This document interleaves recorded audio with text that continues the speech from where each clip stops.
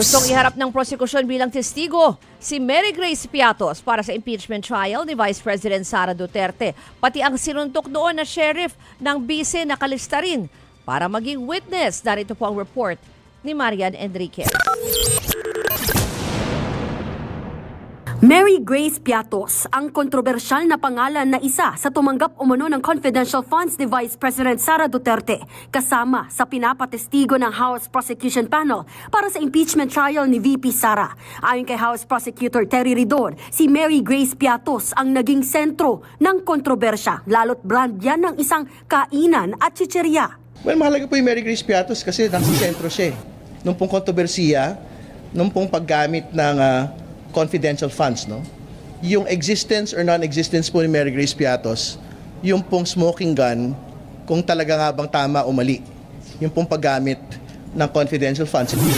2024 nang lumutang ang pangalang Mary Grace Piatos sa pagdinig ng komite ng Kamara sa confidential funds ng bise. Kasama niya ang iba pang mga pangalan sina Xiaomi Ocho, Kokoy Villamin, Milky Sequoia at marami pang iba. Pero walang birth, death o marriage record sa Philippine Statistics Authority o PSA ang mga naturang pangalan sa mga resibo ng tumanggap ng confidential funds. Pero paano yan kung tetestigo si Mary Grace Piatos? That is something that we will have to see in the next couple of weeks. You remember that one of the findings of the Committee on Good Government and Public Accountability is the recipients. Sagot naman dyan ng defense team, walang implikasyon sa kanila ang pagsama kay Mary Grace Piatos sa mga tetestigo. Well, that's the prerogative of the prosecution, and sa amin nga, parati namin sinasabi, once they're presented, they will be subjected to cross-examination on our part. Tingin naman ni Palace Press Officer Undersecretary Claire Castro, strategy ng prosekusyon ang paglalagay kay Mary Grace Piatos sa witness list. Strategy nila, pero kung ayon sa PSA ay walang Mary Grace Piatos, so baka mahirapan silang makita kung sino yung Mary Grace Piatos. Pero nasa kanila po yung style or strategy.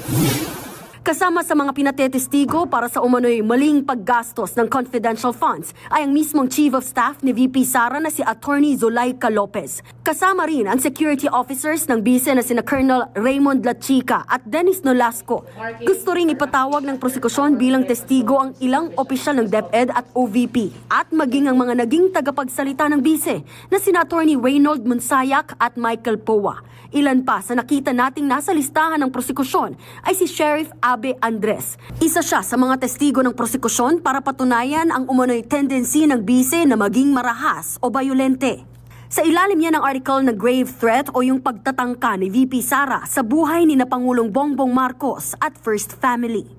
Nagbabalita mula sa Frontline, Marian Enriquez, News 5. Mga kapatid, patuloy po kayong tumutok sa 105.9 True FM para sa totoong balita, impormasyon, music, and entertainment. Mag-subscribe sa aming YouTube channel at podcasts. At sundan nyo rin po kami sa Facebook, Instagram, X, TikTok sa True Network PH. Bisitahin din po ang aming website, truefm.ph at panoorin kami sa True TV Signal Channel 19. Kami po ang 105.9 True FM. Laging true sa'yo, kapatid.